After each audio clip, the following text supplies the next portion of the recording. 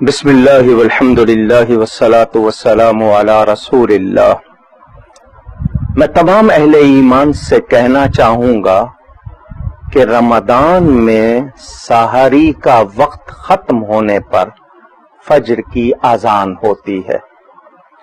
کچھ لوگ یہ کہتے ہیں کہ اذان کے درمیان کھاتے پیتے رہنے سے روزہ نہیں ٹوٹتا، اور وہ اذان ختم ہونے تک چائے پی لیتے ہیں، پانی کا گھونٹ بھر لیتے ہیں، کچھ لوگ شاید سگریٹ کے کش لگا لیتے ہیں۔ یاد رکھیں، جو اذان سحری کا وقت ختم ہونے پر شروع ہوئی ہے اس میں کچھ بھی کھانے پینے سے روزہ نہیں رہے گا۔ یہ احتیاط کرنی ہے ورنہ روزے ضائع ہو جائیں گے۔ بڑی توجہ دیجیے گا، سحری کا وقت ختم ہونے سے 1-2 منٹ پہلے ہی اپنے آپ کو روک لیں تاکہ آپ کا روزہ ضائع نہ ہو۔ دوسری بات، پورے رمضان کی اکٹھی نیت نہیں ہوگی، ہر روزے کی الگ نیت۔ نیت دل کے ارادے کا نام ہے۔ آپ سحری کے لیے اٹھے ہیں، یہی نیت ہے، مگر بغیر نیت کے روزہ نہیں ہوگا۔ دل کا ارادہ ہونا چاہیے، زبان سے کہہ لیں جس طرح وہ الفاظ کہے گئے وَبِصَوْمِ غَدٍ نَوَيْتُ، حالانکہ یہ الفاظ گرامر کے لحاظ سے درست نہیں۔ آپ اردو میں کہہ لیں کہ میں کل کا روزہ، کیونکہ ابھی پو نہیں پھٹی ہے، صبح صادق نہیں ہوئی ہے، تو میں کل کے روزے کی، اور پو پھٹ چکی ہے تو میں آج کے روزے کی نیت کرتا ہوں۔ ہر روزے کی نیت الگ ہوگی، پورے رمضان کی اکٹھی نیت نہیں ہو سکتی۔ تیسری بات، روزے کی حالت میں ٹوتھ پیسٹ کا استعمال نہ کیجیے گا۔ کیوں؟ اس میں رنگ بھی ہوتا ہے، ذائقہ بھی ہوتا ہے۔ تھوک میں مل کر، لعاب میں مل کر اگر وہ حلق سے نیچے چلا گیا روزہ ٹوٹ جائے گا۔ کوشش کیجیے روزے کی حالت میں مسواک کیجیے تاکہ آپ کا روزہ ضائع نہ ہو۔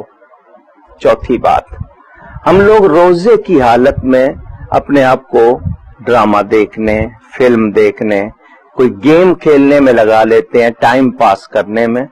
یہ روزہ عبادت کے لیے ہے، کیونکہ روزے کا حق نہ پہچانے تو پھر وہ صرف بھوکا پیاسا رہنا ہے۔ روزہ بہت بڑی نیکی ہے، اس کی قدر کریں۔ روزے کی حالت میں ایسے کام کوئی نہ کیجیے جو روزے کو ضائع کر دیں یا اس کا ثواب ختم کر دیں۔ تراویح ہر روزے کے ساتھ ہے، مرد کے لیے بھی، عورت کے لیے بھی، ہر روزے کے ساتھ۔ یہ جو 3، 5، 6، 7، 10 روزہ تراویح ہوتی ہیں، یہ اس لیے کہ آپ ایک جگہ قرآن کی سماعت کر لیں، اس کے بعد اپنی سہولت سے جب چاہیں نماز پڑھ لیں۔ لیکن 3 دن پڑھ لی، قرآن سن لیا، اب نماز نہیں پڑھ رہے ہیں، اور وہی تراویح کوئی ضروری نہیں ہے، تو اس کو ہلکا سمجھنا یہی تو خرابی ہے۔ ٹی شرٹ پہنی ہوئی ہے، اس پہ تصویر بنی ہوئی ہے جانور کی یا جاندار کی، ایسا نہ کیجیے۔ ننگے سر نماز پڑھنے کی عادت نہ ڈالیے۔ کبھی مجبوری ہوئی، ٹوپی نہیں ہے، پڑھ لی، لیکن آپ کہتے ہیں جی بغیر ٹوپی کے بھی ہو جاتی ہے، تو پھر رسول اللہ صلی اللہ علیہ وسلم نے بغیر ٹوپی کے کیوں نہیں پڑھی؟ صحابہ نے کیوں نہیں پڑھی؟ اولیاء نے کیوں نہیں پڑھی؟ کیا انہیں مسئلہ معلوم نہیں تھا؟ تو کبھی نہیں ہے اور بات ہے، عادت نہ ڈالیے، بلکہ امامہ باندھ کر پڑھنے میں تو ثواب بھی زیادہ ملتا ہے۔ تو یہ مسجدوں میں جو پلاسٹک کی یا دوسری ٹوپیاں، یہ اسی لیے رکھی گئی کہ آپ کو احساس ہو، حالانکہ پلاسٹک لباس نہیں ہے، وہ مکروہ ہوتا ہے، مگر آپ کو احساس دلانے کے لیے۔